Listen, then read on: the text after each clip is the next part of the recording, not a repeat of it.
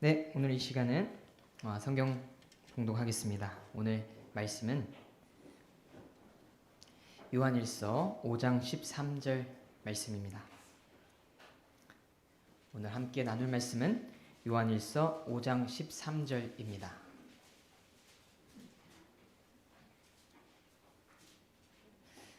네, 제가 봉독하겠습니다. 내가 하나님의 아들의 이름을 믿는 너희에게 이것들을 쓴 것은 너희에게 영원한 생명이 있음을 너희가 알게 하고 또 하나님의 아들의 이름을 너희가 믿게 하려 함이라. 아멘. 기도하겠습니다. 아버지, 저희를 죽을 수밖에 없었던 저희를 구원하시고 또한 그 말씀 가운데 구원의 확신을 허락하여 주셔서 감사드립니다.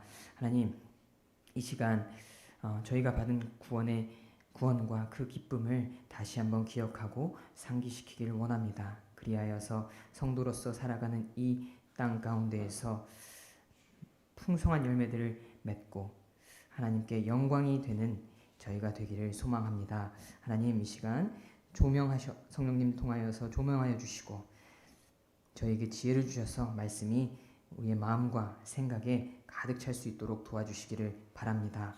감사드리며 우리 주 예수 그리스도의 이름으로 기도합니다. 아멘. 네. 우리를 구원하시고 또한 구원의 확신을 주신 하나님께 먼저 감사와 영광을 돌립니다. 주 안에서 형제, 자매 여러분, 우리는 이미 구원과 구원의 확신이 무엇인지 잘 알고 있습니다. 그리고 구원의 확신 가운데 기쁘게 평안하게 주어진 삶을 살아가고 있습니다. 오늘 이 시간을 통하여 우리가 소유한 구원의 확신에 대한 그 감격과 감사를 다시 한번 마음에 새기고 그 기쁨을 더욱 풍성히 누리기를 소망하며 함께 말씀을 나누고자 합니다. 사랑하는 성도 여러분, 우리는 성경에 기록된 대로 예수 그리스도를 믿음으로 하나님의 은혜로 구원을 받았습니다. 그러면 우리가 받은 구원을 어떻게 확신할 수 있습니까? 우리가 하나님의 기록된 말씀에 따라 구원을 받은 것처럼 하나님의 기록된 말씀을 통해 우리의 구원을 확신할 수 있습니다. 하나님께서는 우리의 구원이 취소된다고 말씀하시지 않으십니다. 하나님으로부터 의롭다고 칭함받은 우리가 다시 불의한 상태가 된다고 말씀하시지 않으십니다.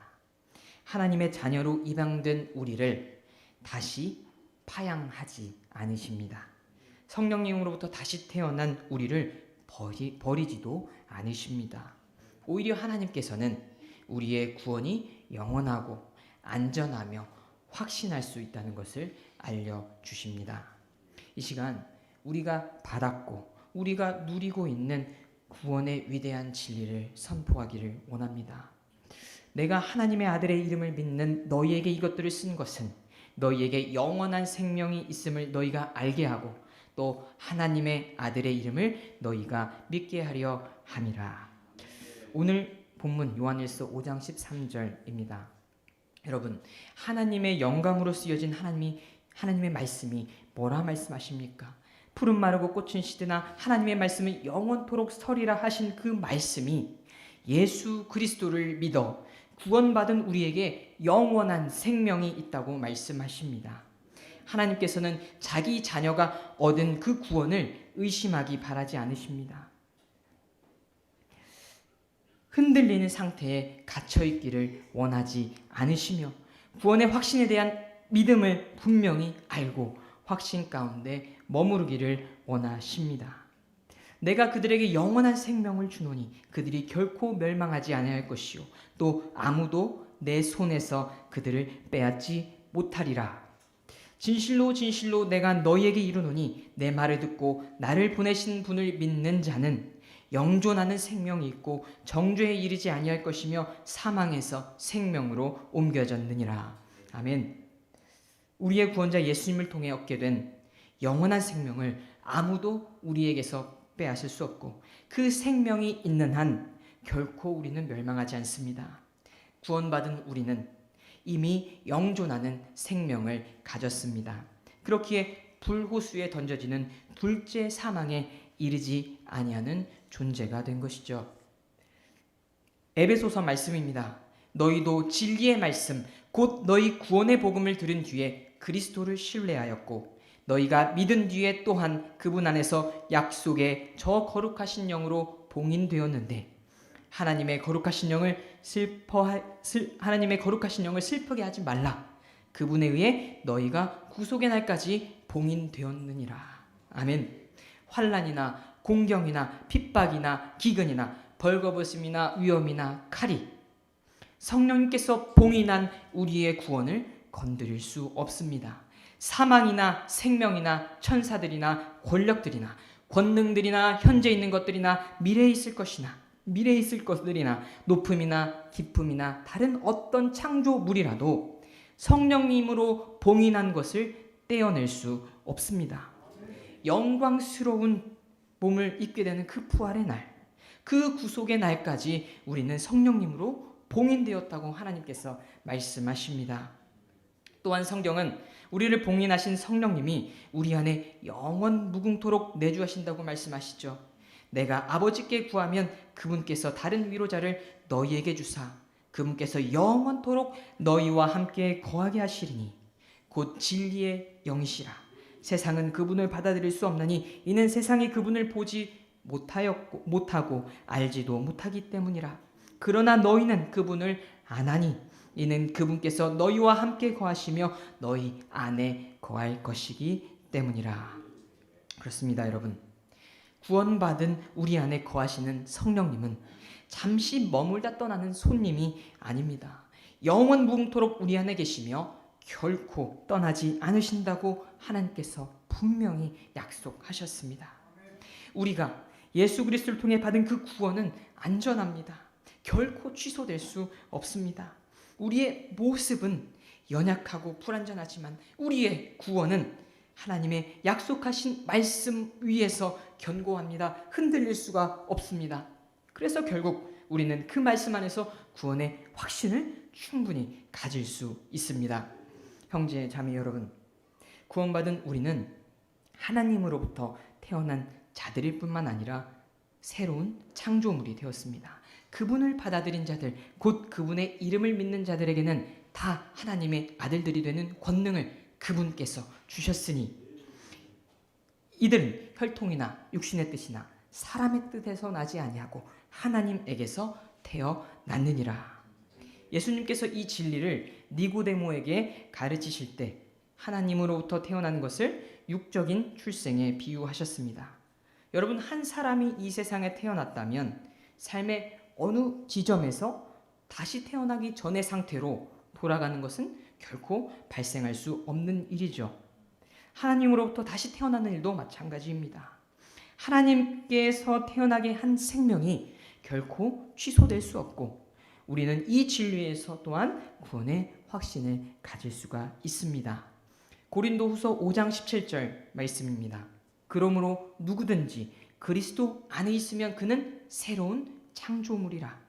옛 것들은 지나갔으니 보라 모든 것이 새롭게 되었도다.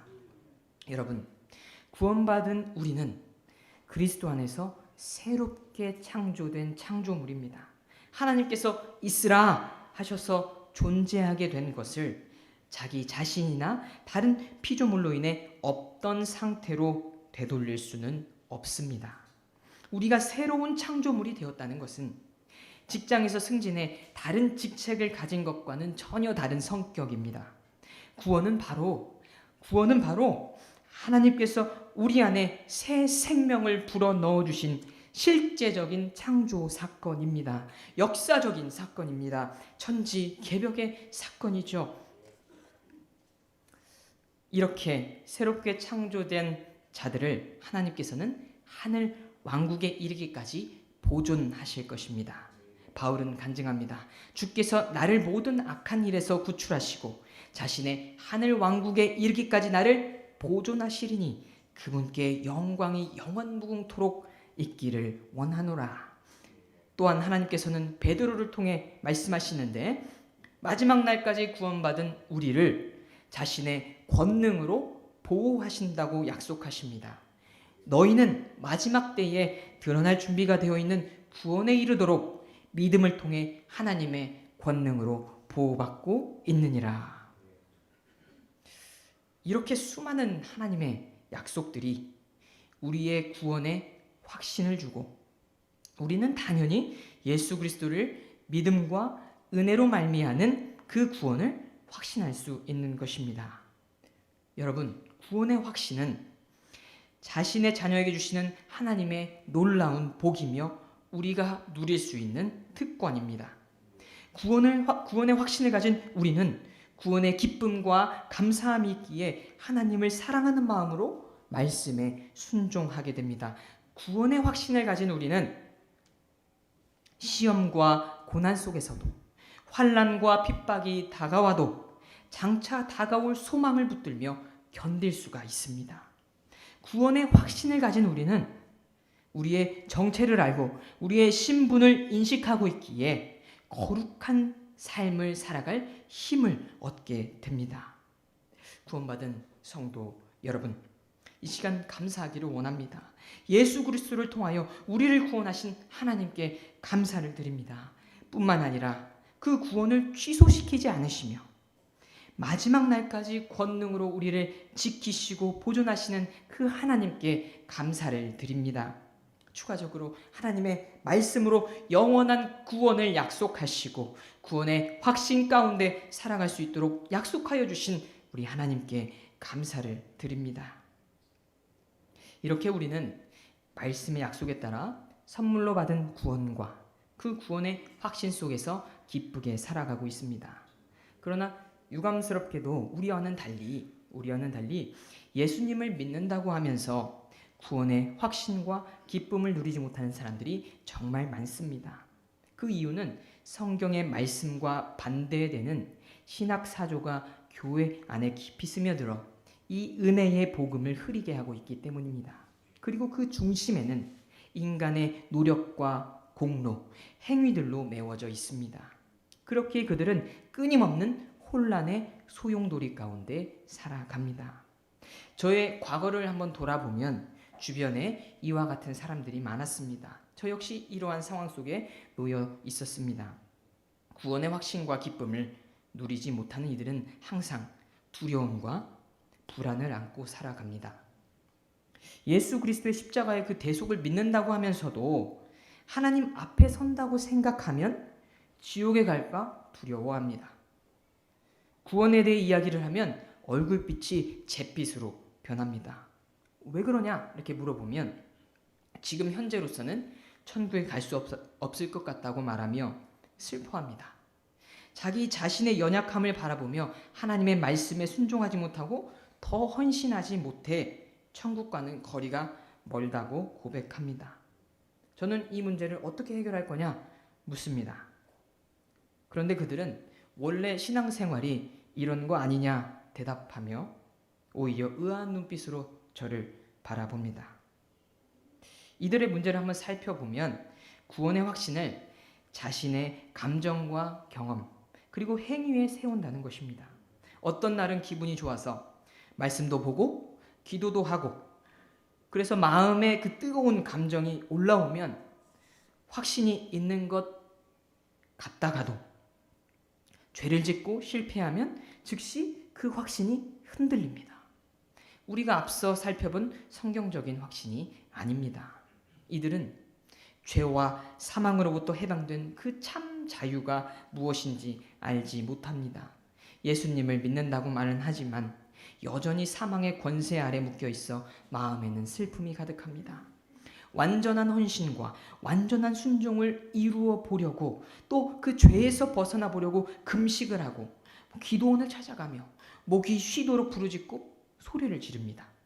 때로는 하나님께서 요구하지 않으시는 것들까지 스스로를 희생시키곤 합니다.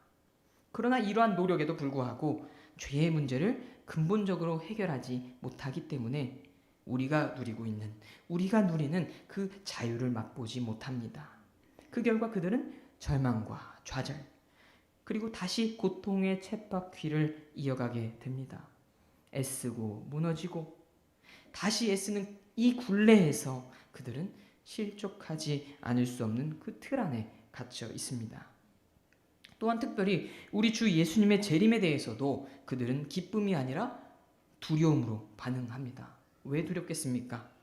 예수 그리스도의 완전한 구속과 그 대속을 바라보지 못하고 끊임없이 자기 자신의 상태와 행위만을 바라보기 때문입니다. 죄의 문제가 이미 그리스도 안에서 해결되었다는 그 사실을, 그 진리를 붙들지 못하니 복된 재림이 소망이 아니라, 기쁨이 아니라 심판에 대한 두려움으로 다가오는 것입니다. 형제자매 여러분, 바로 이러한 모습이 오늘날 주재권 구원, 로드십 설베이션이라 불리는 가르침으로 드러나 사람들을 환란의 소용돌이로 몰아넣고 있습니다. 저번 주와 오늘도 푸른 목장에 연재된 내용이죠. 이 시간 이 가르침의 두 가지 문제점을 잠시 언급하고자 합니다. 주재권 구원, 로드십 설베이션이라고 하는 주재권 구원의 주창자들은 예수 그리스도를 단순히 믿는 것만으로는 부족하고 반드시 삶의 모든 영역에서 그분을 주로 받아들이고 헌신하며 순종해야 구원을 받는다고 말합니다. 다시 말하면 죄인이 회개하고 단순히 예수 그리스도를 믿는 마음으로 구원을 받는 것이 아니라 열매들, 즉 헌신, 순종, 자기 부인, 변화, 희생 등과 같은 그 주를 위한 행위들이 필히 삶에서 보여야만, 확인을 해야만 구원을 확신할 수 있다고 말을 합니다.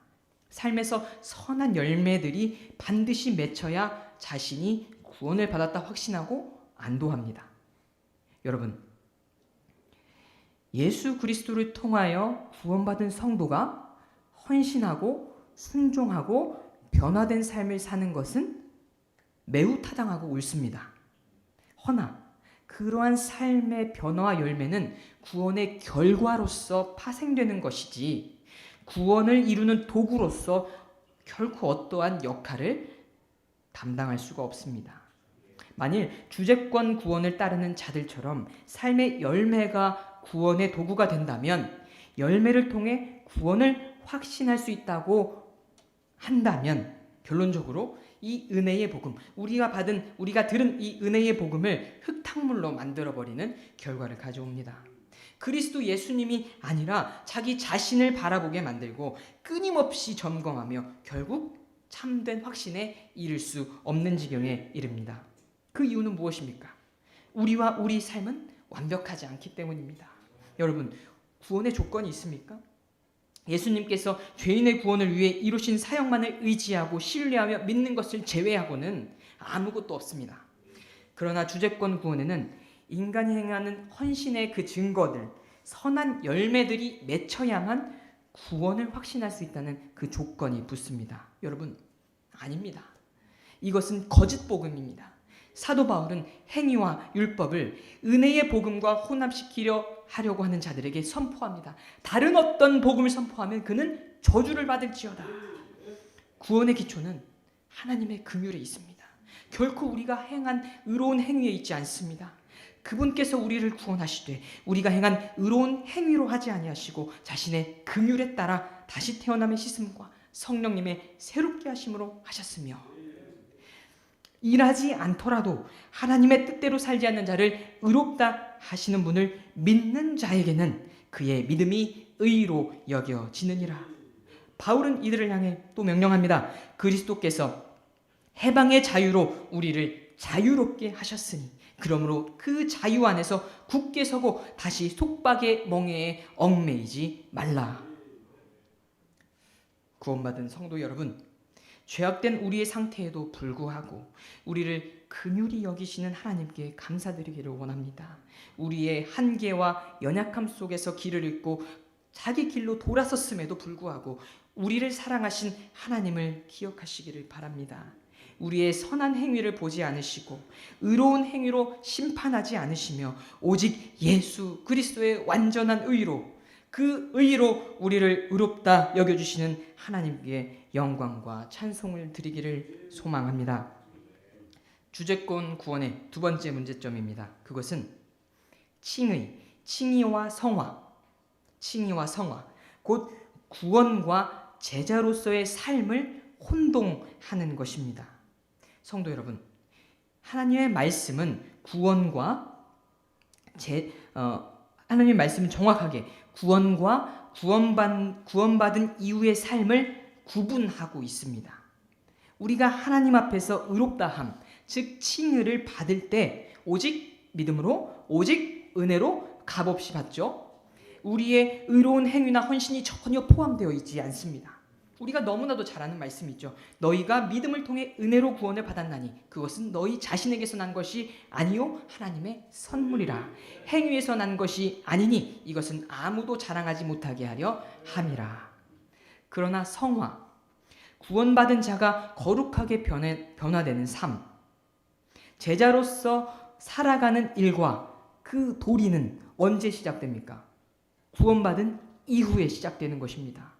구원받은 성도의 삶에서 평생에 걸쳐 점진적으로 이루어가는 것이 성화이고, 그 내용에는 순종하는 것, 헌신하는 것, 자기를 부인하는 것, 희생과 섬김 등이 포함이 됩니다. 여러분 생각해 보시기를 바랍니다. 구원받기 이전의 사람이 구원을 확신하지 못하는 사람이 예수님의 제자로서 살아갈 수가 있겠습니까? 진정으로 삶에서 거룩한 변화가 일어날 수 있겠습니까? 없죠. 그런데 문제는 주제권 구원이 바로 이 두 영역, 칭의와 성화를 혼합시켜 버린다는 데 있습니다. 내가 무엇을 해야 구원을 받는가라는 질문과 내가 어떻게 구원받은 자로서 제자도를 실천하며 살아갈 것인가 라는 이 두 가지의 질문을 혼동하고 있는 것입니다. 믿음으로 받는 구원과 구원받은 자가 맺는 열매로서의 행위를 구분하지 못합니다. 그러니 제자처럼 사는 것이 구원의 조건이 되어 버리는 것이죠. 많은 열매들을 맺고 주를 향한 완전한 헌신과 순종이 있어야 구원을 확신할 수 있다는 그 오류에 빠지게 됩니다. 그 예로 주제권 구원을 주장하는 사람들은 마태복음 22장 37절에서 39절 이 말씀이 구원을 확신할 수 있는 조건이라고 말합니다. 너는 내 마음을 다하고 혼을 다하고 생각을 다하여 주 내 하나님을 사랑하라. 이것이 첫째가는 명령이요 둘째 명령은 이것이니 내 이웃을 너 자신과 같이 사랑하라. 그들은 이 말씀이 십계명의 요약이라는 사실을 잘 모르는 것 같습니다. 바로 다음 절 40절에 모든 율법과 대언자들의 글이 이 두 명령에 다 매달려 있느니라 라고 기록되어 있죠. 결국 그들이 말하는 바는 율법을 지키는 것으로 구원이 이루어진다는 것입니다. 그러나 우리 모두가 아는 것처럼 아무도 율법을 완전하게 따를 수 없으며 하나님을 완전히 사랑할 수도 이웃을 완전히 사랑할 수도 없습니다. 구원을 위해 하나님을 최고로 사랑하고 이웃을 진짜 자신처럼 사랑해야 한다는 조건이 있다면 우리는 다 실패할 수밖에 없습니다. 이전에도 그렇게 못하였고 현재도 그렇게 하지 못하지 않습니까? 당연히 앞으로도 그렇게 못할 것을 스스로 알고 있습니다. 만약 죄인이 구원을 얻기 위해 완전한 헌신과 순종이 필요하다면 우리 중에 어느 누가 구원을 받아 확신에 이를 수 있을까요? 여러분, 예수님께서는 제자들을 향해 누구든지 나를 따라오려거든 자기를 부인하고 자기 십자가를 지고 나를 따를지니라. 자기 십자가를 지고 나를 따라오지 아니하는 자는 내 제자가 될 수 없다라고 말씀하신 것을 익히 알고 있을 것입니다. 여러분, 이 말씀이 구원받는 방법과 조건을 말하는 것입니까? 아니면 구원받은 사람이 제자로서 사는 삶을 말합니까? 예수님께서는 이 구원받는 방법을 말씀하시는 것이 아니라 구원받은 사람으로서 예수님을 따르는 방법, 태도, 즉 제자도를 말씀하시는 것이죠. 오늘 우리가 다시 한번 분명히 해야 할 것은 내 행위를 통해 죄의 값을 절대로 지불할 수 없다는 사실입니다. 구원의 조건을 내 행위로 결코 충족할 수 없다는 것입니다. 여러분, 제자도는 구원을 얻기 위한 조건이 아니라 이미 구원받은 자들을 향한 주님의 부르심이자 요구사항이라는 사실을 다시 한번 기억하시기를 바랍니다. 만일 우리가 제자로서의 그 성숙도로 구원을 판단하려 한다면 우리는 결코 구원의 확신을 가질 수도 없고 그 구원의 기쁨을 누릴 수도 없을 것입니다. 주제권 구원을 따르는 자들에게 한번 묻고 싶습니다. 도대체 어떻게 구원의 확신을 가질 수 있습니까? 언제 어떻게 해야 확신을 가지고 기쁨을 누릴 수 있습니까? 어떻게 그 은혜에 감사하고 감격하며 살아갈 수 있습니까? 삶에서 제자로서 모든 조건을 이루었다고 어떻게 자신할 수 있습니까? 삶의 모든 영역에서 어떻게 자기 부인이 이루어졌다고 확신하십니까? 정말로 제자로서 자신의 삶에서 발생하는 모든 죄를 이기고 단절시켰습니까? 과연 그들 중 어느 누가 이 질문들에 명확히 대답할 수 있을까요? 여러분, 우리의 순종과 우리의 헌신 그리고 사랑은 언제나 불완전합니다. 그렇기에 우리의 힘과 능력으로 구원을 받을 수도 없고 확신할 수도 없는 것이죠. 두 가지 문제를 정리하자면, 첫째로 명백한 하나님의 말씀은 구원이 오직 은혜와 믿음을 통해 값없이 주어지는 선물이라고 말합니다. 그러나 주제권 구원은 구원의 조건에 인간의 행위를 포함시킨다는 점입니다. 둘째로 분명한 하나님의 말씀은 믿음으로 단번에 의롭다함을 받는 칭의와 그 이후에 걸쳐 이루어지는 성화의 과정을 구분합니다. 그러나 주제권 구원은 제자도에서 요구하는 조건들, 완전한 사랑, 전적인 헌신과 순종을 구원의 조건으로 내걸며 칭의와 성화를 혼합시켜 버린다는 것에 있습니다. 사랑하는 형제 자매 여러분, 그러므로 이러한 잘못된 구원론의 흐름 속에서 우리는 깨어 분별해야 합니다. 바른 구원에 관한 교리를 배우고 익히고 지켜야 할 뿐만 아니라 성경의 구원에 관한 교리를 가르치고 전할 때 마음이 상한 자들이 고쳐질 것입니다. 포로된 자들이 구출될 것입니다. 눈먼 자들이 다시 보게 되며 상처 입은 자들은 자유롭게 될 줄로 믿습니다. 아멘. 이전에 저와 제 아내 역시 이러한 종류의 잘못된 가르침으로 인해 깊은 혼란과 영적 갈등 속에서 지낸 적이 있습니다. 그 시절을 돌아보면 마음은 늘 고뇌로 가득 차 있었고 구원으로 인한 기쁨은 찾아볼 수 없었습니다. 오히려 지속적인 마음의 무거움과 우울감에 눌려 있었습니다. 그 상태를 벗어나고자 금식도 해보고 많은 시간을 들여 계획적으로 기도도 해보았지만 참된 자유와 평안은 누릴 수가 없었습니다. 그러나 감사하게도 진리를 찾아가는 과정 속에서 구원의 영원한 안전보장, 오직 믿음과 은혜로 말미암은 구원, 그리고 그 은혜의 결과로서 삶 가운데 맺혀지는 변화와 열매에 대한 바른 교리를 배우고 확신 안에 거하게 되었습니다. 그리고 모든 것이 바로 잡히게 되었습니다. 하나님의 은혜가 아닐 수가 없습니다. 그 이후로 누리게 된 그 평안과 기쁨이 얼마나 크고 풍성한지 이루어 말할 수 없습니다. 내가 하나님의 아들의 이름을 믿는 너희에게 이것들을 쓴 것은 너희에게 영원한 생명이 있음을 너희가 알게 하고 또 하나님의 아들의 이름을 너희가 믿게 하려 함이라. 오늘 본문 요한일서 5장 13절을 구원의 확신을 가진 우리라는 제목으로 지금 말씀을 나누고 있습니다. 그러면 구원의 확신을 가진 우리는 어떠한 삶을 살아야 합니까?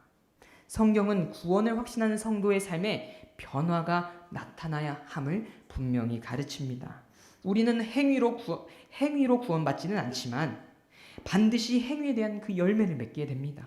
구원에 대한 행위로서 열매를 맺게 됩니다.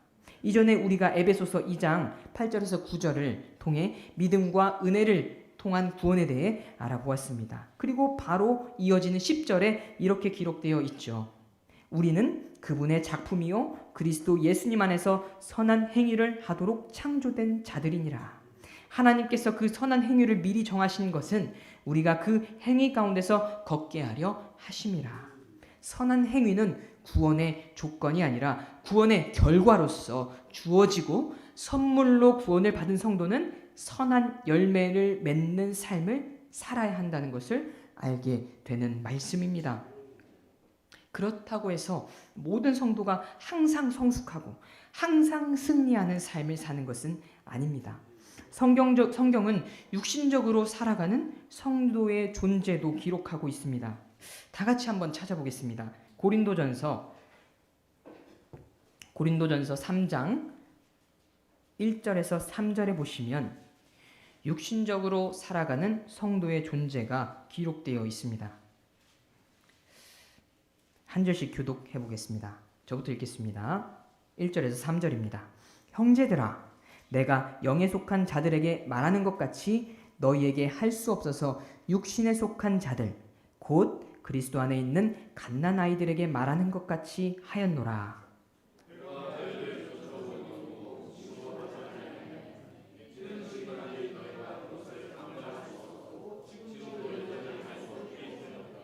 너희는 아직도 육신에 속한 자들이니라. 너희 가운데 시기와 다툼과 분쟁이 있으니 너희가 육신에 속하여 세상 사람들처럼 걷지 아니하느냐. 보시다시피 사도 바울은 고린도 교회의 성도들을 향해 그들을 육신적인 자들이라고 부르며 책망했습니다. 그들은 분명히 한 교회의 회원들이었고 형제들이었지만 영적으로 어린 아이와 같았다는 사실을 확인할 수 있습니다. 이것을 통해 우리는 성도의 삶에서 중요한 교훈을 발견할 수 있게 되는데, 성도의 성숙과 변화의 정도에 관하여는 개인마다 차이가 있고 양상은 다 다르다는 것입니다. 또한 그것이 구원의 여부를 결정하는 기준도 아니고 부족하다고 해서 구원을 잃는 것도 아니라는 사실입니다. 승리교회 형제 자매 여러분, 저는 우리가 결코 육신적인 그리스도인으로 머물러도 된다고 말하고자 하는 것이 아닙니다. 변화되지 않아도 된다는 말이 아닙니다. 열매에 신경 쓰지 않아도 된다는 말이 아닙니다. 우리는 정확히 알아야 합니다.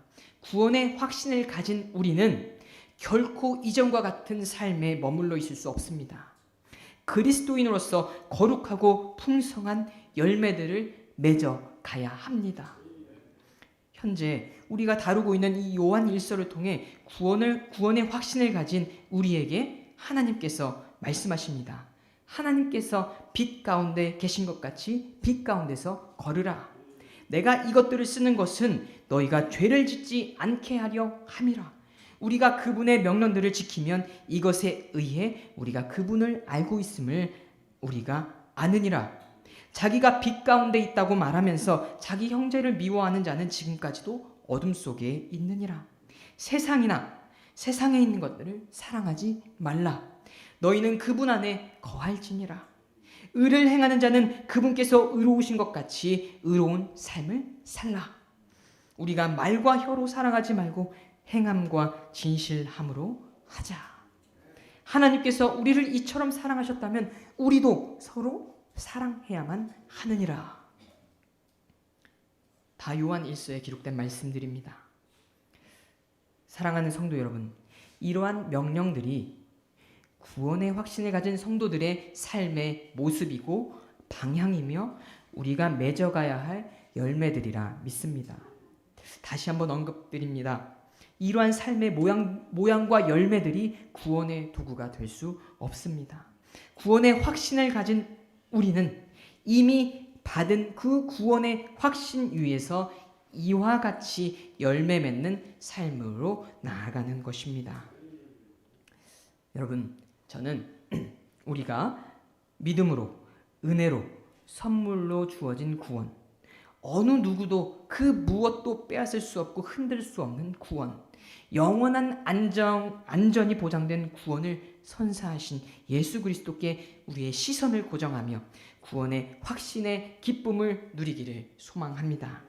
더 나아가 그 확신 위에 서서 감사와 기쁨 가운데 하나님께 영광이 되는 귀한 열매들을 맺어가는 우리가 되기를 진심으로 바랍니다.